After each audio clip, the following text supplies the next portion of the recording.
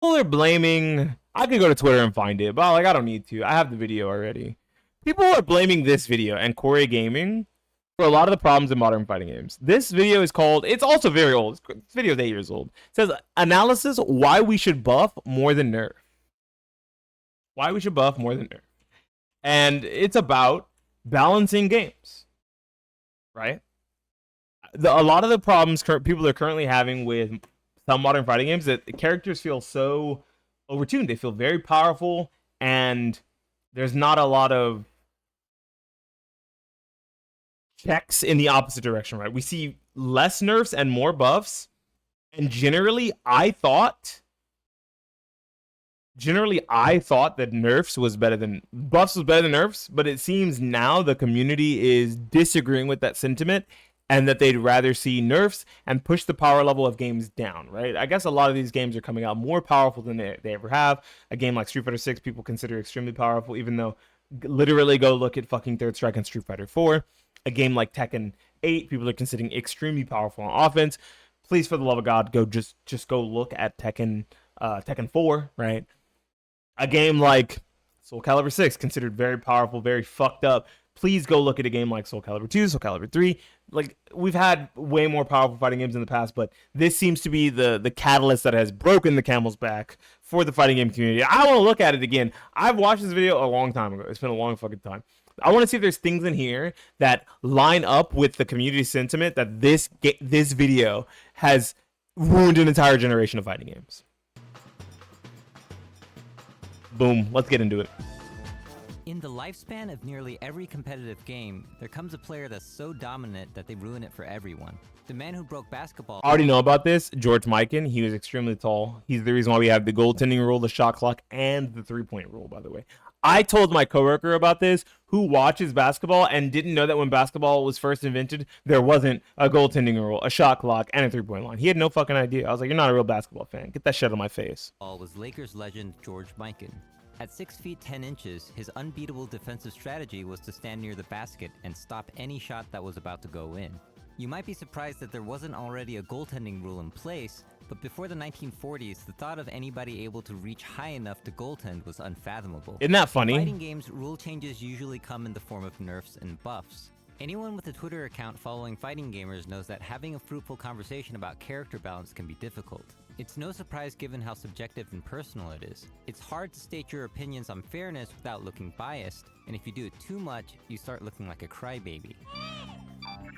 Okay, and this was like almost 10 years ago Twitter, right? Where people were way more willing to hear out other people's opinions. Now it's just like a bunch of echo chambers. But I do think there is some amount of subjectiveness, and there's also some amount of bias in the way you want a game balanced, right? Like, you want your character to be stronger, and you want characters that are good versus your character to be weaker, almost always, right? It's just like a human thing. Like, yes, make the tools I have good, right? No one's like, I want to play the weak character unless they're like being a contrarian for the sake of being a contrarian. So that makes it hard to have a fruitful conversation because someone will always have their inherent bias, even when it's like not outwardly facing and they're not trying to do it. This is about the time when someone steps in and says, adapt. Yeah, improvise, adapt, overcome. It's a powerful attitude that shows how resilient you are in the face of any challenge. And that was precisely the attitude of the Fort Wayne Pistons when faced with Mikan and the Lakers. Their strategy against the... They played professional hot potato. For anyone who's never seen this video, they scored a lead.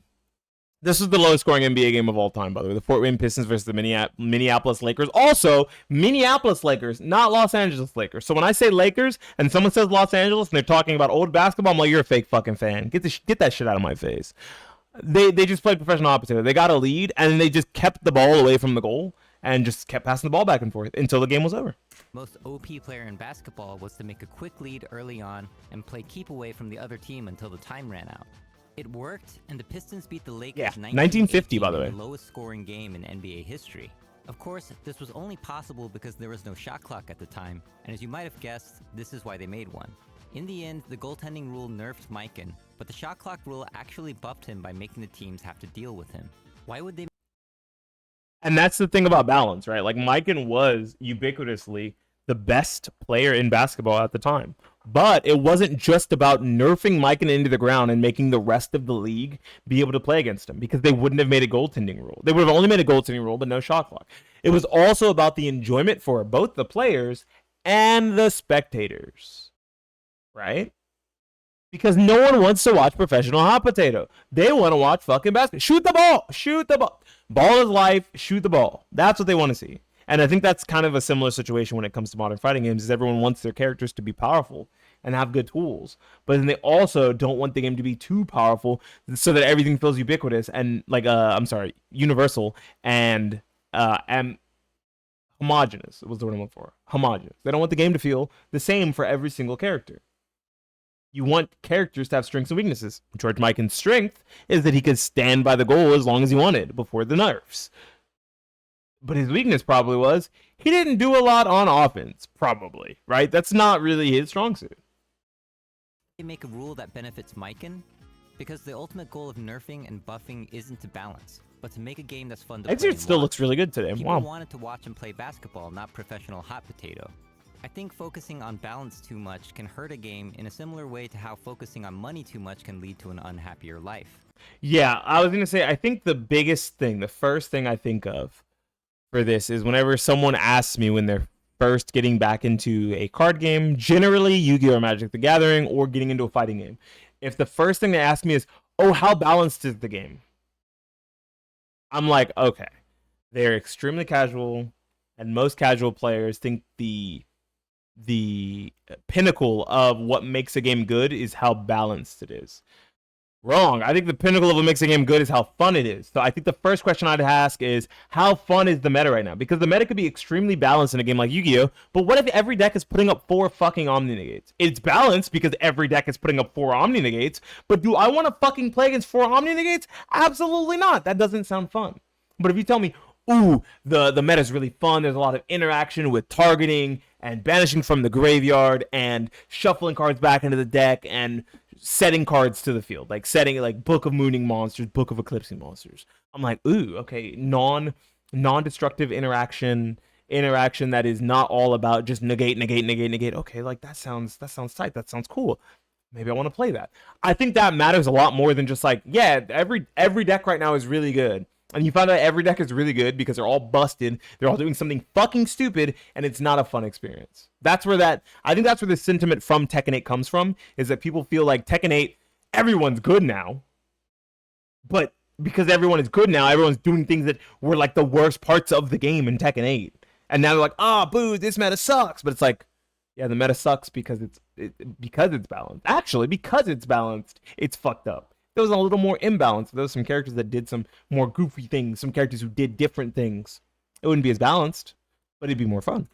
Business scholars call this medium maximization, which Raj Raghunathan describes as the propensity to forget all about the end goal one wants to achieve and to pursue instead the means to the end goal? Yeah. End goal. Just like how money is worthless by itself because it's paper and metal, balance is also fiat money, baby. Itself. Street Fighter 1 is the only Street Fighter to be perfectly balanced, but you can only play as Ryu and Ken. Only play as 2 characters who fight exactly the same. Obviously, this isn't the 5-5 utopia everyone's imagining, and it's because we want to see a diverse set of characters and movesets. Yeah, it is so hard to create a diverse game with all 5-5s and 6-4s and 4-6s. It's so hard. It's got to be impossible. That's why it hasn't been done.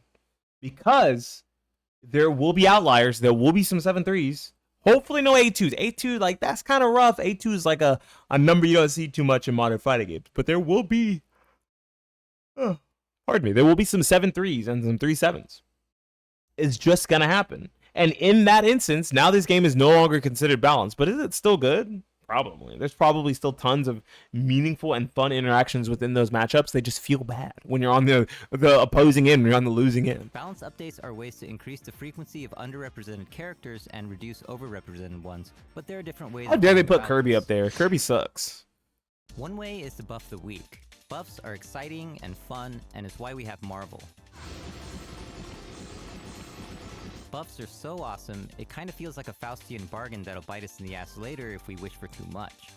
But well. Maybe that's the part that they're referring to. That he said that this video ruined an entire generation of fighting games, but He even said it. It's a Faustian bargain. You're making a deal with the devil. He's not agreeing you should make a deal with the devil, by the way. But I thought about it, and the worst thing that can happen if everybody gets way too buffed is this.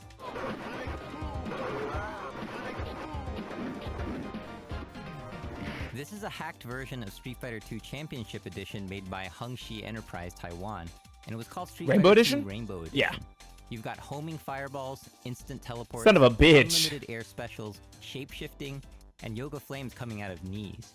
Basically, every character got buffed to the point of absurdity, and while it's a pretty dumb game, it was kind of fun, and I remember dropping in some quarters to play it back in the day. Okay, so a game like this is fun in small bursts. You don't want to build an entire game like this knowing that it will only be a fleeting amount of it. This game is like ADHD brain or like TikTok brain. Like you know, like it's like a fidget spinner. You pick it up and it's a cool craze and you play with it for 20 minutes, you play with it for 30 minutes, and then you never pick it up again.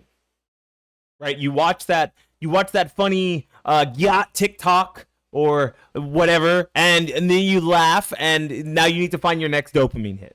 And it can't be the same dopamine hit again, right? You play all the characters in Rainbow Edition, you find all the cool, busted, stupid, funny, janky shit, and you probably never play Rainbow Edition ever again. So if the end goal is this, the end goal for fighting games is awful. I will admit that. I don't think that this is a good way to say, well, if everyone gets buffed to shit, at least the game is fun for 30 minutes. For an hour, my boy. It's not fun you're not going to want to play this forever. I wouldn't. I'd be fucking tilted getting hit by homing fireballs. What the fuck is this? Day.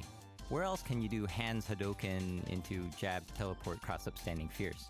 The game might have been dumb, I don't remember this. but it innovated many of the fighting game concepts we see today. Rainbow Edition was actually the catalyst that inspired Street Fighter II Turbo Hyper Fighting, which also featured a faster speed, air specials, a teleport for Dalsum, a fireball for Chun-Li, and a sales figure of over 4 million copies on the SNES alone. Do you see how it inspired it, not purely copied it?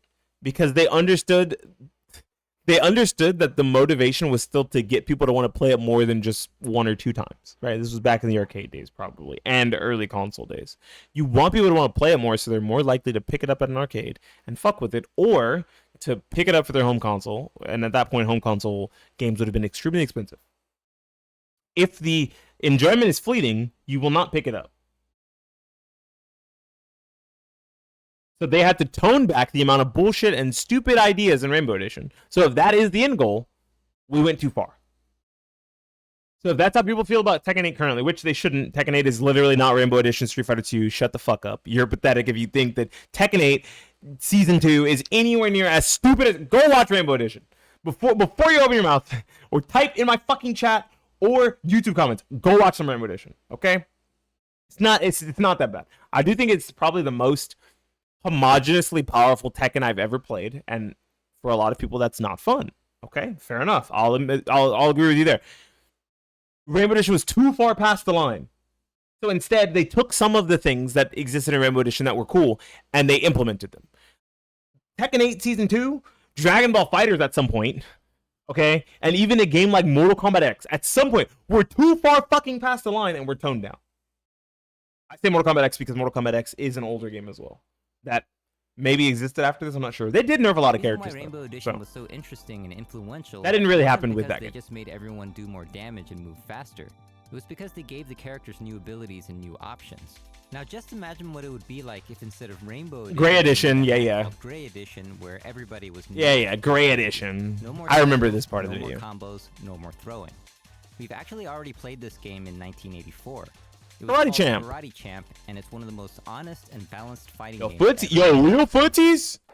Yo, can we get back to this? This is real fighting games. Yo, we gotta get back to this. Nerfing is a good tool for balancing, but it's no secret people generally don't like it. Even Capcom has acknowledged this in a PowerPoint slide that's been floating. This was a meme back in the day. Because they said, don't gratefully nerf characters, buff the weaker ones instead, and then what did they do? Literally nerfed the top tiers and did not really meaningfully buff the weak characters. For a long time. Around last year. But nice why meme. Do we dislike nerf so much, even if we understand He pulled Alex, who was definitely really weak in Street Fighter 5. Oh, that's a good one. Apes are prone to what's known as loss aversion. Loss aversion is a theory that suggests that losses hurt twice as much as gains feel Yeah. good. Yeah. For example, imagine I offer you to play a game of heads or tails where if it lands on tails, you lose $10. How much money would you have to win That's on literally heads for you gambling. to I be wouldn't do willing to that. play this game?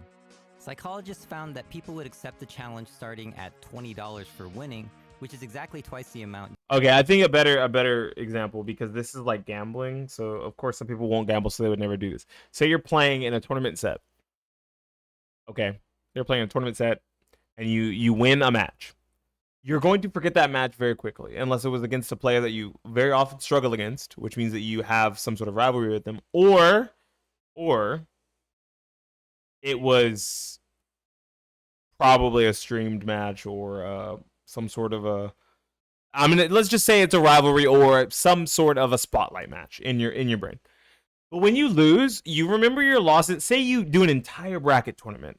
You can have up to 2 losses and you're out of a double elimination bracket. Some double elimination brackets, you need like 8 or 9 wins to win the tournament. You're going to remember those 2 potential losses more than any of the wins you got, more than likely. Right. Another good example is your character gets nerfed, right? Like, I remember that Zasalmo got some nerfs that were interesting, but they were also cool like buffs because they opened up other parts of his kit, which I'm sure we'll get talked about here, so we'll bring that back up. But the nerfs felt bad, even though they gave him buffs to compensate some of the nerfs. I was like, well, he got this, and he got this, and he got this, but dude, he lost this, man, and that like really sucks. I think that was a huge piece of his kit, and honestly, I think he's fine. Like, now that I think about it more. But the immediate reaction of, holy shit, I just lost like a part of my character. It's Jover, bros. It's so Jover, and it's usually not that big of a deal, right? Another example, because I was looking at Yu-Gi-Oh stuff earlier, is Meow Meow Mew, Prank Kids monster. It's the Link 1 for the Yu-Gi-Oh Prank Kids deck. It went to 1 at some point before being banned, and man, did it feel awful. And everything in me wanted to try to build a version of the deck that could like recycle it and use more Meow Meow Mews and like, you know, make sure that I always had the one of, but honestly, it wasn't necessary. One Meow Meow Mew was more than enough. You just win the game with it. It's fine. Whatever. At that point in time for its current meta, right? But it felt like the biggest hit in the world, but it was the only hit the deck got. It literally, just one card was limited, and it felt like the worst thing in the world. I could even say the same with Ritual Beast back in the day during Necros format. They limited Ulti Kanahawk to 1 from 3, and it felt like the worst thing in the world. The deck was, if your Ulti Kanahawk didn't get banished or didn't get negated, the deck was exactly the same as it was before. You could lose. This suggests Funny. that one nerf on your character will hurt twice as bad as one buff of similar caliber will feel good. The human tendency to be loss averse is used by marketing all the time. Whoa. Why are sales of Oh, my limited bad. editions so Sorry, I forgot I was streaming chat. Because missing out hurts, which is why you gotta get that Strawberry Christmas Karen DLC before the Whoa. season's over. While it can be argued that nerfing is a necessary evil to prevent the game from breaking, We'll think at Akuma, there are not creative Karen, I ways promise. to do this that can improve Yo, the young game Daigo? instead of just making everyone depressed. One of the most hype-inducing changes Ah, I've seen is actually this is nerfing. what I was talking about, right? He was going to mention like meaningful yet cool nerfs. At some point, they nerfed. I don't know if it was just Ryu's or if it was all FADC uppercuts. But with Ryu, all 3 of his uppercuts were at some point fully invulnerable, and you could FADC cancel them. They then changed it so that only 2 were, light and medium. Heavy did the most damage, and I believe was the fastest. But you could not FADC it. You could never keep it safe. But it was a hard read that you knew your opponent was going to press and that you were not scared of them. Because if you are using the other 2, you're saying, look, if I'm wrong and you block it, I'm fucking FADCing this shit, right? But you can't do that with the heavy, which makes it a hard read tool that tells your opponent, like, this mind game we're playing, I'm winning it, by the way. Same thing with a character like Zasalmo in Soul Calibur 6. He had a super that was plus on block and a vertical, and it was also a guard impact or a parry of a sort. And it was a mid. Okay, it was a mid. They changed it to I'm sorry. It was a mid. It beat everything. It beat like lows, mids, and highs. They changed it so that it only beat mids and lows unless you spent a curse. But if you're doing a high to try to beat it, he had full crouch 3K. So they nerfed his super, but in turn, his full crouch 3K opened up a new piece of his kit, where if you were using highs to try to beat out the super, he would use full charge 3K into 6K, which would give him a curse. Very cool nerf. I think it was impactful. I don't think it made him as fucking one note and like brain dead and dummy, I just fucking press ABK. Like it made him way less what's the word we're looking for? Goo-goo? I'm trying to think of something that's like not derogatory. I mean, he's not a baby character after that, right? He's no longer goo-goo gaga. You have to have like a singular brain cell at least to play him. But it was still a nerf. Like it was a nerf, but it was a nerf that made him a more depthful character for it. During the life That's what he didn't talk about here. Ryu's Shoryuken was altered many times. Originally, you could cancel any version of the Shoryuken by sacrificing 2 bars of meter to make yourself safe in case your opponent blocked. But after a few patches, they removed the ability to cancel the heavy version, which is the one that did the most damage. Yeah. While this seems like a bummer on the surface, it gave players the option to do a safe but weaker version, or a risky but damaging version. When you had the resources to cancel, but opted for the high damage version, you were telling your opponent that you're not scared and you figured them out. I mean, there's making a statement, and then there's just going ham. That is. What is he oh my gosh! He's going for the record. This nerf was clever because it gave the player a new way to express Man. themselves that cost some damage and safety. In contrast, if Man, you that's gotta Shoryuken hurt. for Season 2 of Street Fighter V, they just removed its ability to do a meterless invincible uppercut. Yeah, he has no meterless Actually reversal. removed every move like this from the game, which caused some controversy. Predictably, the most common reaction to this was about balance. You often hear things like, "Welcome to what it's like to be Guile," or "Ryu is dead." But what about its impact on the game? And that's because now no character in Street Fighter has a meterless reversal that is invulnerable. Every character has to spin meter for reversal, whether it be drive reversal or an invulnerable, a 2-bar EX move, like a cannon spike. Is it called cannon spike? I don't know what the fuck it's called. The Kami DP, Jamie, Ryu, Kin, Akuma, right? You have to spend meter for those now. You start with your resource, which is cool, but it's always unsafe. You can't do FADC this shit. Game's fun. Did this nerf make the game more exciting? No. Did it make for more creative strategies? No. Did this allow the player to express themselves No. in new ways? See, and that's what I meant, right? Because now, if you think someone is going to go for the super with the Solomon and instead he full cards 3Ks and you went for the high, that is a new level of creativity and excitement because that's a new mind game. You're expressing yourself. You're not just completely shit out of an option and there's less options for you. They replaced one option, they weakened one option and created or made another option better to force you to use multiple options in a situation to create more layered mind games, which is creativity, expression, and for those who understand that the mind game is happening, if commentators aren't doing their job and don't really properly explain the mind game to you, if you understand it or it's explained to you, it's exciting. Like, wow, he could have gone for the super here, but instead reading the high, going for the full charge 3K into 6K to get another curse and take that +4 and progress his game state here. Lovely stuff from ex-Solomon player. I'm just going to make up. I wasn't going to fucking say myself. I'm not that conceited. It might have helped balance the game by making the characters more similar to each other. Normies? As I mentioned before, balance is worthless by itself. Pro player infiltration actually benefited from this nerf. Isn't that guy canceled? Because he felt it made the game less exciting. 무적 시간을 그렇게 조정한 거는 좀 스파 역사를 확 바꿔버리는 좀 개인적으로 마음에 안 드는 변경점이고. If you look at updates to fighting games like your typical supers, ultras, and ultimates, characters end up overall with more options and more abilities, not the other way around. With more characters and more mechanics, that's something I will admit now, right? And I think Tekken 7 did a good job of that. They did nerf a lot of like really oppressive things in the early games of Tekken 7. But then as they kind of ramped up the power creep of Tekken 7, they also brought in moves that made the characters at least feel like they were playing the same game, right? And I don't mean like in a homogenous way. I mean that they felt like they were trying to bring the power level up to scale for those characters they hadn't touched since Season 2, since the beginning or middle of Season 1, right? That's what they were doing. When you just nerf characters, like I don't think any of this video has really been a problem. I want to say it now. I don't think anything here has been like, wow, this guy really ruined an entire generation of fighting games. He's just stating a lot of facts. There hasn't been a single like real opinion of like, hey, yeah, like let's just buff every character to absurdity. Rainbow Edition is the greatest thing ever. He just said this is what it looks like. I think that's a course corrector. Went way too far. Tekken 8 is a course correct that went way too far, right? And I don't think that it's unrecoverable. I think they could fix it.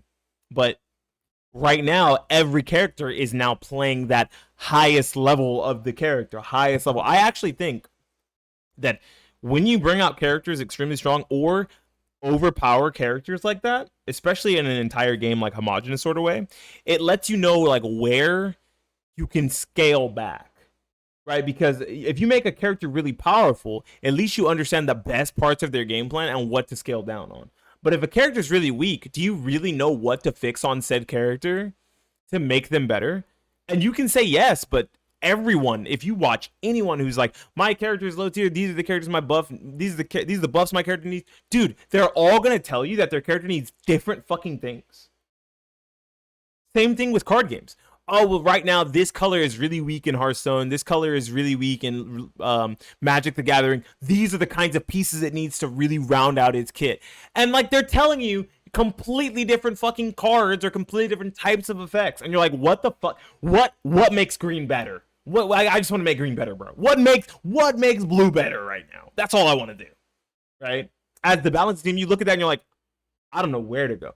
How about I just power scale the fuck up this character? And then when people bitch about certain things, we kind of lower those down. We tone those down. I think that's what they did with Leroy in Tekken 7. And I think it worked out extremely well. Because at the end of Tekken 7, Leroy still turned out to be a pretty solid character. I don't think he was bad. But it took multiple nerfs to get him there, to kind of realign him with the power level of where they wanted the cast to move up to. Because he was up here by himself on a fucking mountain. Same with Fakumram. And the rest of the cast was slowly moving up that mountain. And they found the peak of where they wanted most characters to be. And then they brought him down to somewhere in that peak, right? Maybe they put him a little lower. Maybe they put him a little higher at the top. But he was in that general vicinity. He was no longer sitting at the top all by himself. And that, I think, is good balance.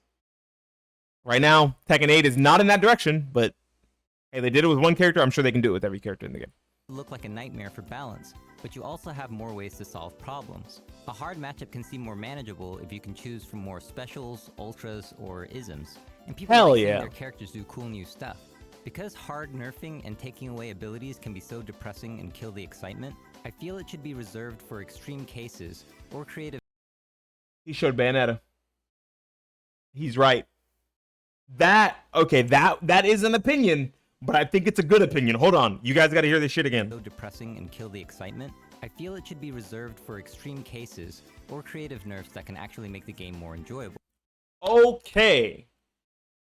Is King so broken that he needs to be completely, like, outrageously nerfed? No, he's not fucking Season 1 Dragunov. Was Elisa as strong as Season 1 Dragunov? No! Duh, she doesn't need to be, like, nerfed and neutered into the ground. Duh. But there's probably some aspects of her kit that need to be toned down, right? Obviously. The amount of people you hear, nerf this character in the ground, new to this character, I want this character banned from this fucking arcade, is insane. That's why it's so hard to nerf characters appropriately, and instead buffing characters up to the stronger character's power level feels better. I will say there was a lot of people talking about how the mid tiers of Tekken 8 are really fun to play against, and they should just lower the ceiling of the game from those high tiers to the mid tiers. But where do the mid tiers start, and where do the mid tiers end? What is considered low tier? What is considered high tier? It's hard to do. You raise the power level, find the things that are extremely egregious, and then you slowly cut them out of the game. But you don't just go willy-nilly nerfing the shit out of characters unless they absolutely deserve it and they're committing literal And even fucking in war games crimes where on you the get screen. balance patches, the players will convene and make rules if things get really unbalanced anyways. Yeah, Akuma's banned. Regardless, it turns out people still enjoyed Marvel 2 with its infinites and Melee with wobbling. The reality This didn't age well. Wobbling is banned. There's still the nobble, though. There's now the nobble and, like, handoffs. But, like, wobbling itself is banned.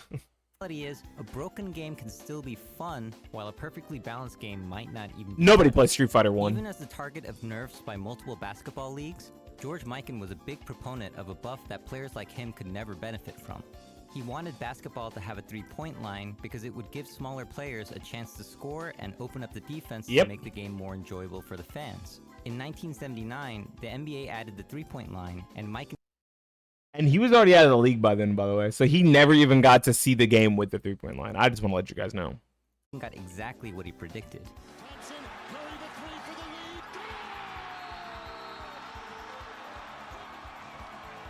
Let me know in the comments how you think balance changes should be done, or if there shouldn't be any changes in the first place. This was Gerald from Corey Gaming. Thanks for watching, and remember, you can vote for the 9th game at EVO 2017 by donating to charity. See you next video. This video could not be the catalyst for what makes games too overpowered. I refuse to see it. If the first thing you want to do is blame a Core gaming video when you see that your favorite game has too high of a power ceiling, I need you to go outside, look at that green stuff on the ground, touch it a little bit, and reevaluate your life. Because listening to this video, I cannot see a world where a dev would have watched this and said, yeah, we should buff all characters to high hell. That's a great fucking idea. I can't see a world. Now, I will say, he definitely, like with the title, why we should buff more than nerf, with the title, that's clickbaity enough that if someone has never seen the video and they just look at the title, they're immediately going to think, oh, we got to blame this video. This video's fault. But if you actually watch the video and how it's structured, he mentions pros and cons to both and what he believes are the true cases for nerfing and the true cases for buffing. Big nerfs should exist only for things that are extremely oppressive or game warping or ruining. If you nerf, you should also either A, buff to make a character's kit more interesting, or B, make the nerf interesting in a way where the character still has some sort of expression. Now, I will say this. I think that when a character is too strong, they are basically autopilot. And when they are autopilot, there's no character expression. You are only fighting the character, you are never fighting the player. So some of the nerfs that he mentioned, like the Ryu one, like the one I mentioned for Zasalamel, like nerfs I could mention in something like Yu-Gi-Oh! Where lines are changed, like the way the play patterns are changed depending on what cards are banned or limited, or put to 1, but the deck is still kind of strong. Those are how you create player expression. Not by just completely nerfing a deck into the ground and making it completely unplayable, or by nerfing a character into the ground and making them completely unplayable. That's not good either. Overbuffing is bad, but when you overbuff, I said it earlier, I'm going to say it again, when you overbuff, especially for this early of a season, right? We're on season 2. There was like 3 seasons of Tekken 7, right? If you overbuff, you can course correct and say, oh, look at all these like super ubiquitous, extremely powerful, oppressive options that we created. We can tone all these down. Easy peasy. We can add a new defensive tool or make defense better to counteract some of these as well. Awesome. Look at that. Boom. Tekken 8 is solved. This video, I don't think it aged that well in the grand scheme of things, but I don't think it's so inherently egregious that we should blame it for all of the current problems when it comes to the modern metagame landscape of overpowered fighting games. I don't blame Joe. This isn't his fault at all. Anyways, if you guys like the video, go back and watch the original video. This video is 8 years old. Some of you may not even been playing fighting games when this video came out. Isn't that crazy to think about? Anyways, bye chat room. Bye. Thanks for watching the YouTube video. Goodbye. Bye, that's all. Yep, don't stick around. I'm not going to keep streaming or anything. This is where the YouTube video ends, and this is where the stream ends too. You'd only know if you were at the Twitch stream, but if you weren't at the Twitch stream, you're just going to assume I ended the stream here. Bye, goodbye.